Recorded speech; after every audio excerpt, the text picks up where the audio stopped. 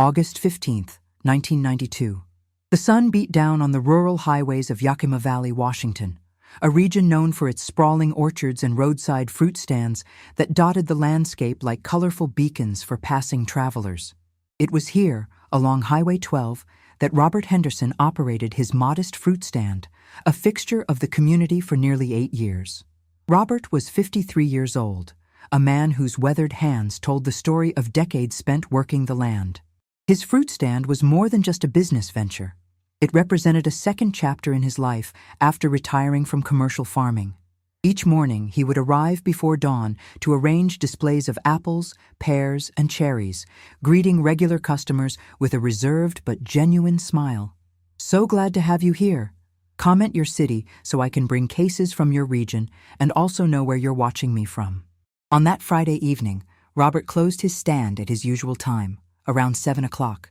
He loaded unsold produce into his pickup truck and began the short drive home to the property he shared with his wife, Jennifer, just 12 miles away. But Robert Henderson never arrived home that night. Jennifer waited anxiously as hours passed. By midnight, her concern had transformed into genuine fear. Robert was a creature of habit, never deviating from his routines without explanation. She contacted the Yakima County Sheriff's Office at 2 in the morning, reporting her husband missing. The initial search began at first light. Deputies traced Robert's expected route from the fruit stand to his residence, scanning the roadsides for any sign of an accident. What they discovered only deepened the mystery. Robert's pickup truck sat abandoned in a gravel pullout adjacent to an old apple orchard, approximately 5 miles from his fruit stand location. The vehicle was unlocked, keys still in the ignition. The bed of the truck still contained crates of unsold fruit, slowly spoiling in the August heat. No signs of struggle were evident at the scene. No blood, no disturbed earth, no indication of violence. The truck appeared as though Robert had simply stepped away for a moment and never returned. But why would he stop there? The orchard had been abandoned for years, its trees overgrown and untended. Investigators canvassed the area, interviewing nearby residents and other fruit stand operators along the highway. Several witnesses recalled seeing Robert that afternoon, describing him as appearing normal, perhaps slightly preoccupied. One neighboring vendor mentioned noticing an unfamiliar dark sedan parked near Robert's stand earlier in the week, its occupant watching the business from a distance. Jennifer provided investigators with detailed information about her husband's life and routines. Robert had no known enemies, no significant debts beyond a modest mortgage. He didn't drink excessively, didn't gamble, and maintained a small circle of friends. Yet something had happened to make him vanish without a trace. As the first week of investigation drew to a close, detectives uncovered a detail that would shift the trajectory of their search. While examining Robert's home office, they discovered a leather-bound notebook tucked behind a filing cabinet. The pages contained columns of numbers, dates, and abbreviated codes that made no immediate sense. Robert had been documenting something, keeping records of activities that he clearly wanted to keep private. The question remained, what had Robert Henderson stumbled upon that would cause him to disappear from that lonely stretch of highway? And more troubling still, was his disappearance voluntary, or had something far more sinister unfolded on that August evening? The answers investigators would eventually learn were buried deeper than anyone could have imagined. To understand Robert Henderson's disappearance, investigators needed to reconstruct the map of his life, examining the relationships and business dealings that defined his final years. What emerged was a portrait of a man whose quiet exterior concealed unexpected complexities. Robert had spent 30 years as a commercial farmer before scaling back his operations in the mid-1980s. The agricultural economy had shifted, and larger corporate farms were squeezing out independent operators. Rather than fight the changing tide, Robert sold most of his land, keeping only 15 acres where he and Jennifer built their modest home. The fruit stand represented his attempt to stay connected to the work he loved without the crushing pressures of large-scale farming. But the fruit stand was not Robert's only business interest. As detectives dug deeper into his financial records, they discovered a more intricate arrangement. Robert had entered into a partnership with Michael Torres, a prominent local businessman who operated several agricultural export companies. The exact nature of their partnership remained unclear from the initial documentation, but bank statements revealed regular payments flowing between Robert's accounts and businesses controlled by Michael. Michael Torres was well known throughout Yakima Valley. At 48 years old, he had built a small empire importing and exporting specialty fruits to international markets. His operations appeared legitimate and profitable, earning him respect within the agricultural community. When investigators approached him about his business relationship with Robert, Michael expressed shock and concern about his partner's disappearance. According to Michael, the partnership was straightforward. Robert would source high-quality produce from local growers, grade and sort the fruit at his roadside stand, and then deliver premium selections to Michael's warehouse for export. The arrangement benefited both men. Robert earned additional income beyond his retail sales, and Michael secured a reliable source of locally sourced fruit that commanded premium prices in overseas markets. However, witnesses began providing information that complicated this narrative. Several people who frequented the area reported seeing Robert and Michael engaged in what appeared to be heated discussions during the month preceding the disappearance. One orchard owner recalled encountering the two men at a local diner, their conversation tense and their body language suggesting disagreement. The mysterious notebook found in Robert's home became a focal point of the investigation. Forensic accountants were brought in to analyze the columns of numbers and codes. What they uncovered suggested something far more complex than a simple fruit sourcing arrangement. The entries appeared to track quantities and values that exceeded the documented transactions in Robert's official business records. Some dates corresponded to cash deposits in Robert's bank account that had no apparent source. Jennifer struggled to make sense of these discoveries. She insisted that Robert had always been honest in his business dealings, that he would never involve himself in anything illegal or unethical. Yet she also admitted that her husband had grown increasingly withdrawn in recent months, spending long hours alone in his office, making phone calls that he would abruptly end when she entered the room. Further investigation revealed that Robert had made several trips to Seattle in the weeks before his disappearance, unusual for a man who rarely traveled beyond the Yakima Valley. He had told Jennifer these were business trips, meetings with potential buyers for his fruit. But there was no documentation of these trips in his records, no receipts or contact information for the people he supposedly met. The picture taking shape was of a man caught in something that extended beyond his simple roadside operation. The question was whether Robert had been a willing participant or had discovered something that put him in danger. His notebook suggested careful documentation, the kind of record-keeping someone might maintain as insurance or evidence. As the second month of investigation began, detectives recognized they were dealing with a case far more complicated than a simple missing person. The abandoned truck, the cryptic records, the unexplained cash, and the tense relationship with Michael Torres all pointed toward a darker truth.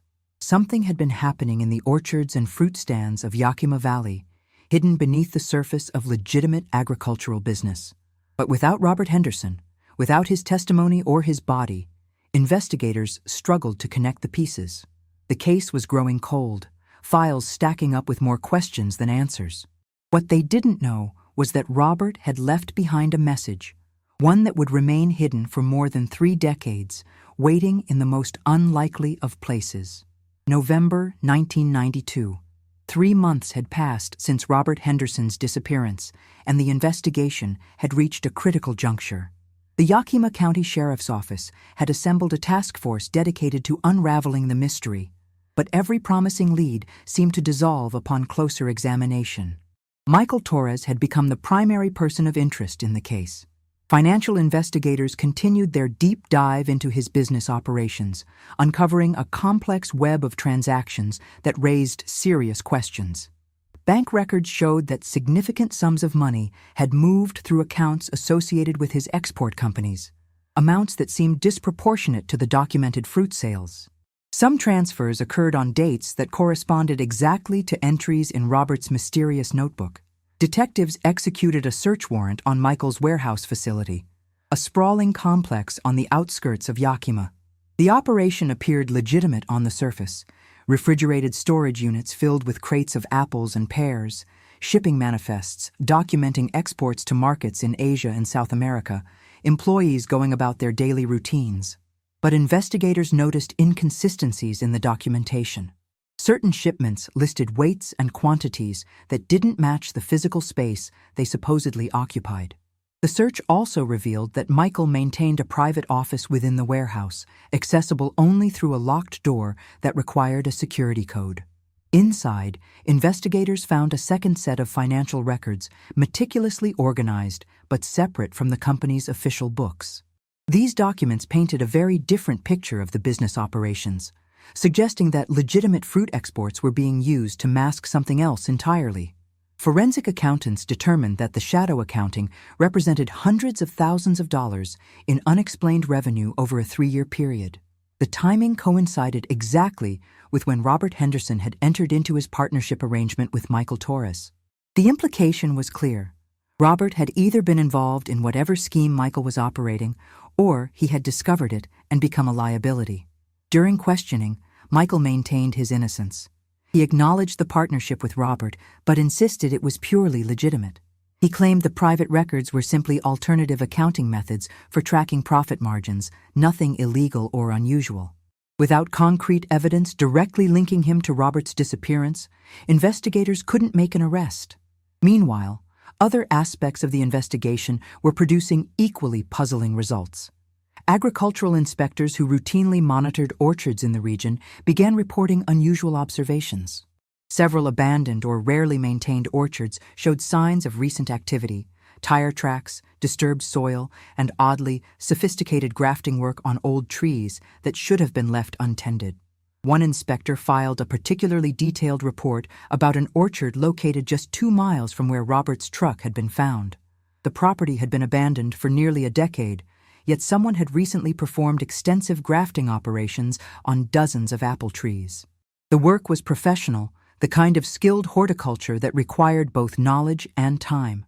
But there was no record of anyone purchasing or leasing the property. Detectives visited the orchard but found nothing obviously connected to Robert's disappearance. The grafted trees stood in neat rows, their modified branches showing healthy growth.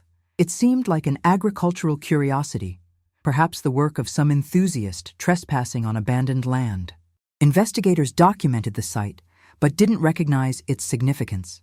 Jennifer Henderson struggled with the ambiguity surrounding her husband's fate.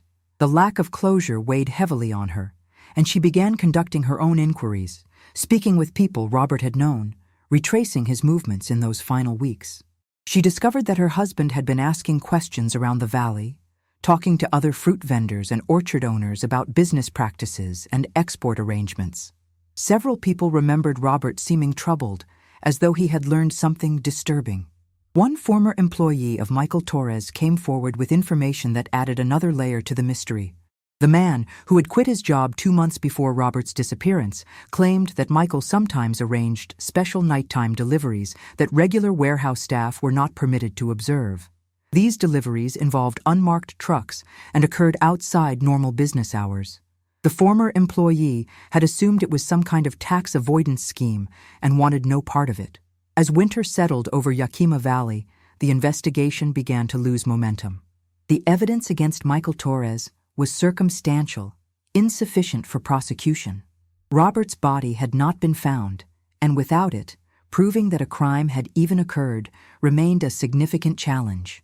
The case file grew thicker with reports and theories, but no breakthrough materialized. The last significant activity in the investigation came in late December, when a hiker reported finding a torn piece of fabric snagged on barbed wire near the orchard where Robert's truck had been discovered. The fabric matched the type of work shirt Robert typically wore. But this single piece of evidence, while confirming he had likely been in that area, provided no answers about what had happened to him afterward.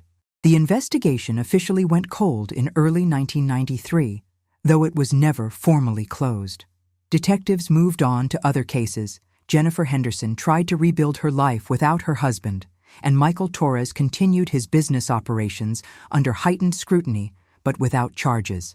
The orchards of Yakima Valley kept their secrets, the grafted trees growing silently through the seasons, bearing fruit that would eventually fall and decay, leaving no trace of the truth buried beneath their roots. March 2023. 31 years had passed since Robert Henderson vanished from Highway 12. The case existed now only in archived files and fading memories, one of many unsolved disappearances that haunted law enforcement records.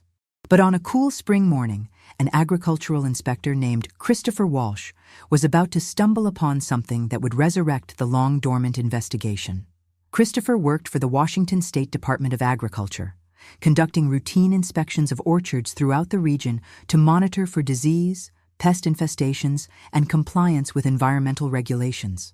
At 42 years old, he had spent nearly 2 decades in agricultural inspection and had developed an almost intuitive sense for when something was out of place in the landscape he knew so well.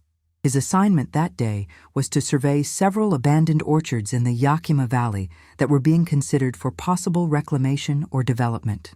These forgotten properties, left to grow wild after their owners had died or moved away, sometimes harbored agricultural diseases that could spread to active farms. Christopher's job was to document their condition and recommend whether they should be cleared or could be salvaged. The third property on his inspection list was located off a dirt access road about 2 miles from Highway 12. The orchard had been abandoned since the early 1980s, its ownership lost in a tangle of unpaid taxes and estate disputes. Christopher drove his state vehicle down the overgrown access road, branches scraping against the doors as he navigated toward the center of the property. What struck him immediately upon entering the orchard was how organized it appeared despite decades of neglect. The trees stood in distinct rows, their spacing precise even though undergrowth had filled the gaps between them. As he began his walking survey, documenting the species and condition of the trees, Christopher noticed something unusual about their structure. Many of the apple trees showed evidence of grafting, a common horticultural practice where branches from one tree are attached to the rootstock of another to produce desired fruit characteristics. But these grafts were extensive and appeared relatively recent compared to the age of the trees themselves. Someone had been doing significant work in this supposedly abandoned orchard, and not that long ago. Christopher moved deeper into the orchard, photographing the grafted specimens and making notes on his inspection tablet. The work was clearly professional, executed with precision and care. The graft unions had healed well, and the modified branches showed healthy growth patterns. This wasn't the random work of vandals or amateur enthusiasts. Someone with serious horticultural knowledge had spent considerable time and effort on these trees. As he examined a particularly large apple tree near the center of the orchard, Christopher noticed something that made him pause. The bark of the tree bore markings that appeared deliberate, carved symbols that had been partially obscured by years of growth but remained visible upon close inspection. He ran his fingers over the rough bark, tracing what looked like numbers and letters. Christopher pulled out his camera and photographed the markings from multiple angles, then began examining other nearby trees.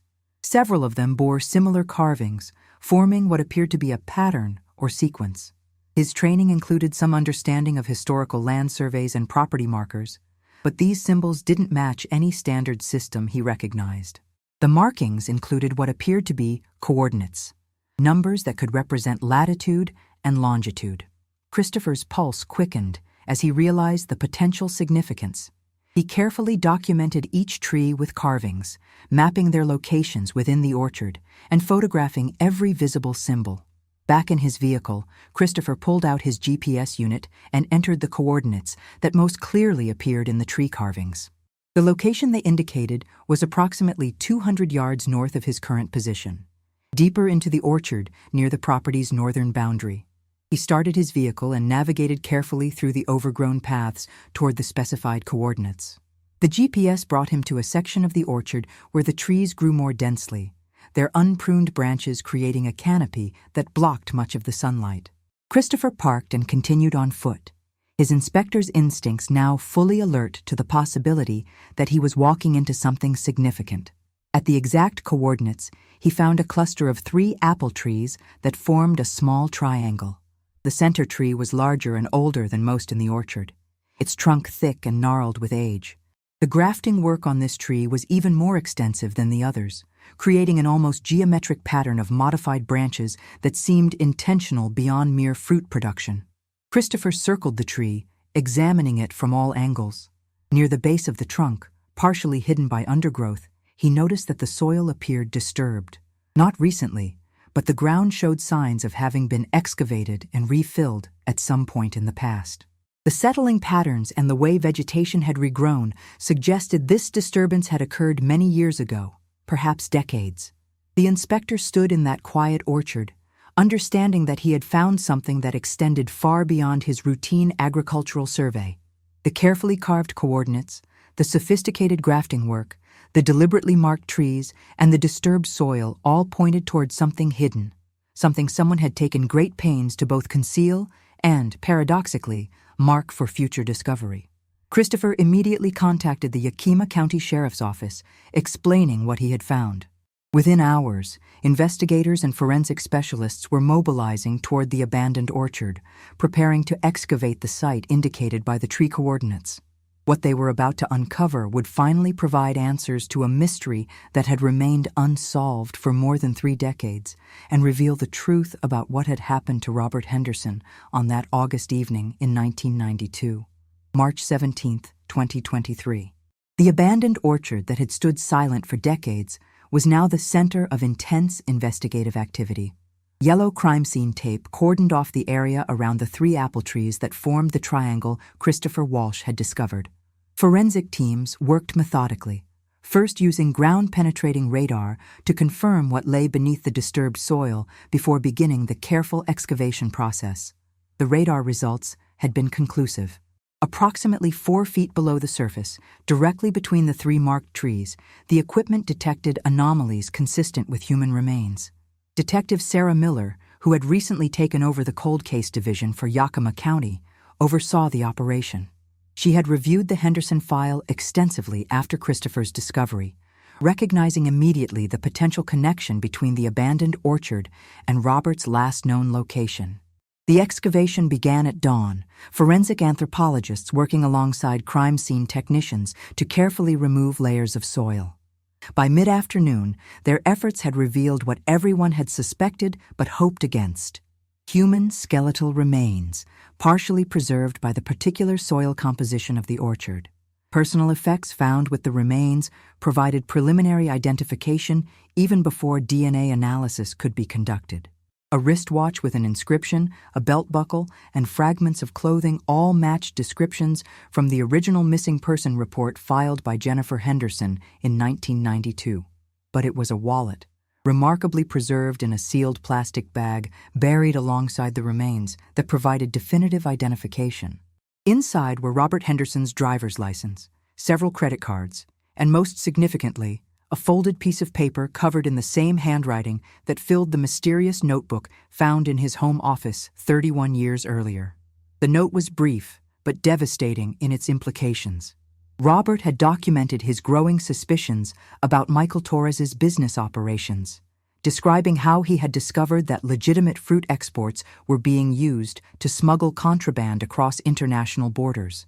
The specific nature of the contraband remained unclear from the note, but Robert indicated he had gathered evidence and was planning to contact federal authorities. The note concluded with coordinates to a secondary location, suggesting Robert had hidden additional documentation somewhere else. Forensic examination of the remains revealed the cause of death. Robert Henderson had suffered blunt force trauma to the skull, injuries consistent with a violent assault.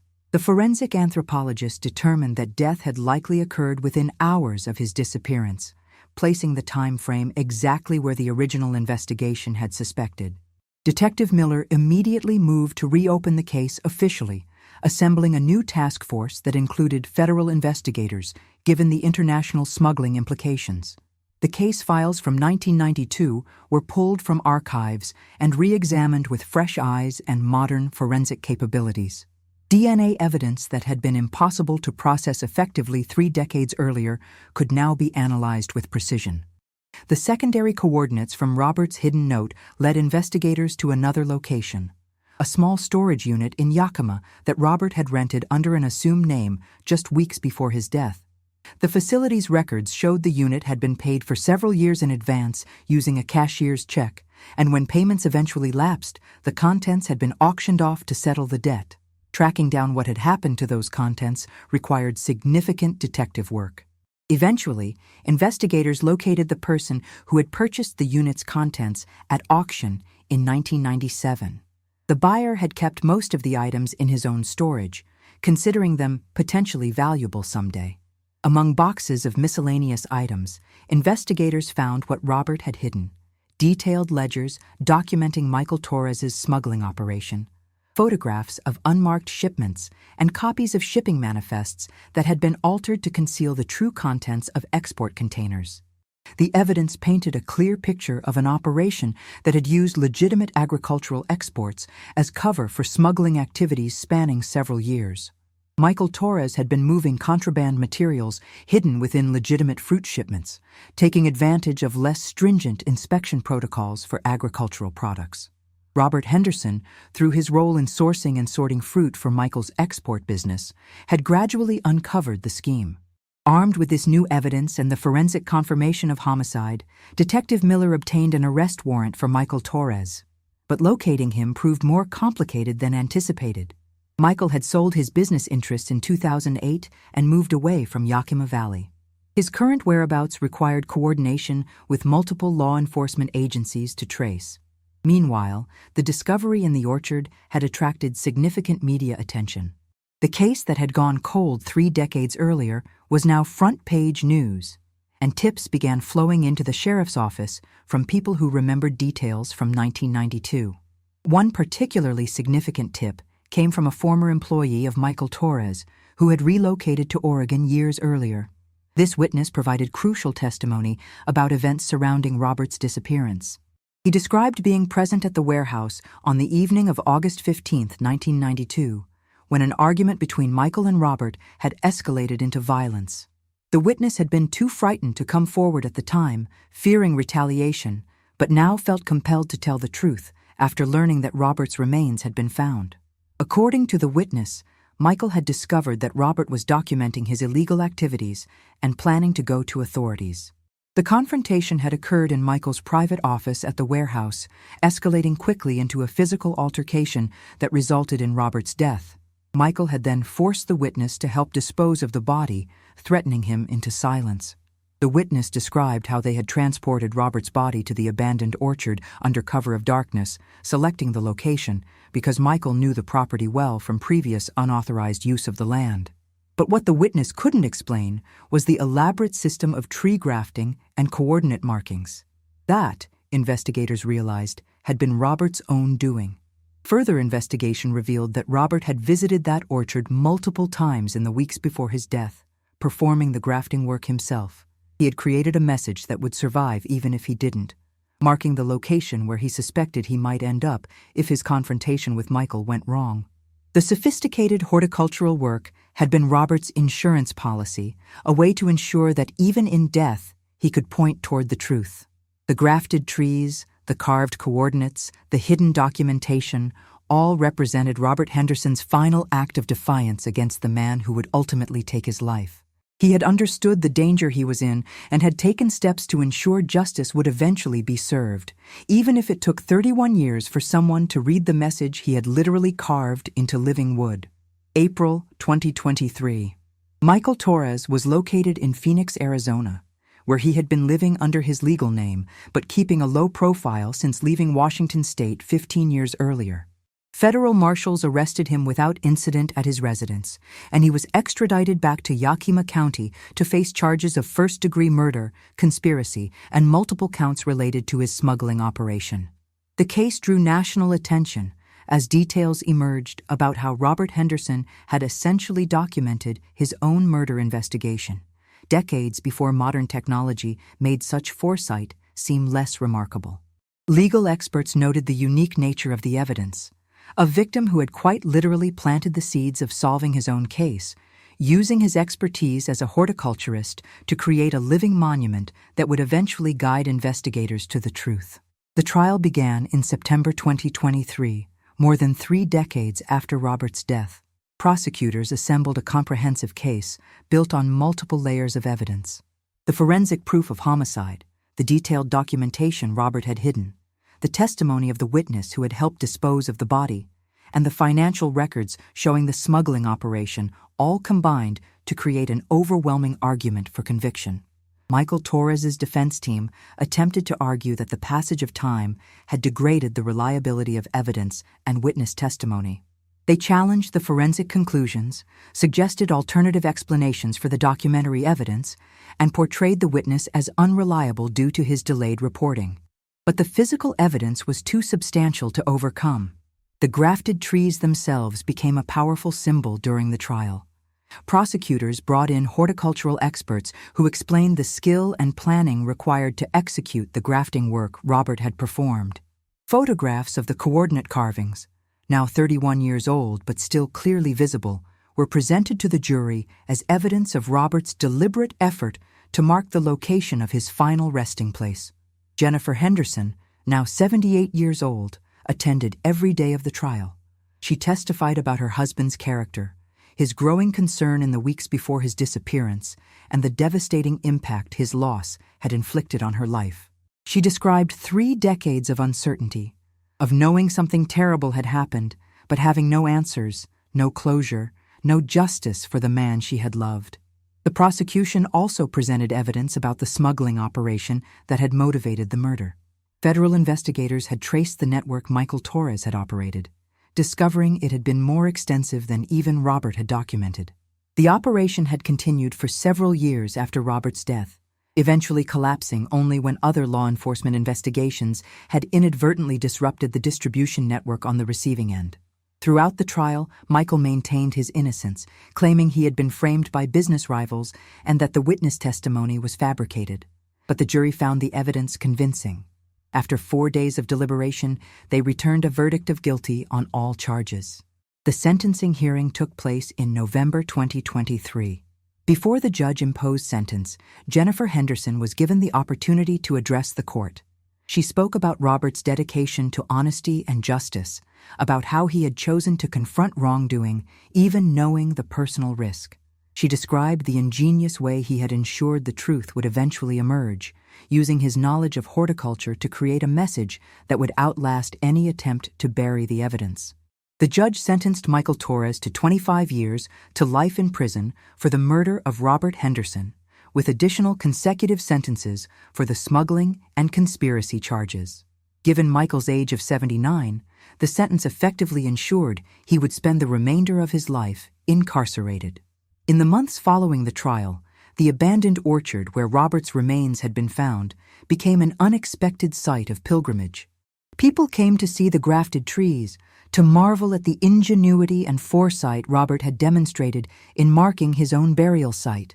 The property was eventually purchased by the Yakima County Parks Department and preserved as a memorial to victims of unsolved crimes, a reminder that truth can survive even when buried for decades.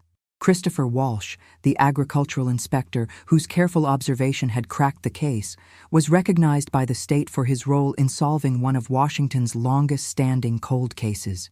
He continued his work surveying orchards throughout the region, though he admitted that he now looked at every grafted tree with different eyes, wondering what stories might be hidden in their modified branches. The case of Robert Henderson became a teaching tool for law enforcement agencies, an example of how victims can sometimes participate in their own investigations even after death, and how patience and attention to detail can eventually overcome even the most carefully concealed crimes. The message Robert had carved into those apple trees had taken 31 years to reach its intended audience, but once found, it had spoken with undeniable clarity. Jennifer Henderson lived to see justice served for her husband's murder, though she passed away peacefully in her sleep just 8 months after the trial concluded. She was buried beside Robert in a cemetery overlooking the Yakima Valley, their headstone bearing an inscription that captured the essence of his legacy. He planted truth where others buried lies, and the harvest came in its season. The grafted trees continued to grow in that memorial orchard, their modified branches producing fruit each autumn, a living testament to one man's determination that death would not be the final word in his story. Visitors often leave apples at the base of the coordinate trees, a symbolic gesture honoring Robert Henderson's memory and the remarkable way he ensured that justice, though delayed for more than 3 decades, would eventually be served. The case remains a reminder that some truths cannot be permanently buried, that evidence can survive in unexpected forms, and that the pursuit of justice sometimes requires patience measured not in months or years, but in the growth rings of trees that mark the passing of decades while keeping their secrets safe until the right moment of discovery arrives.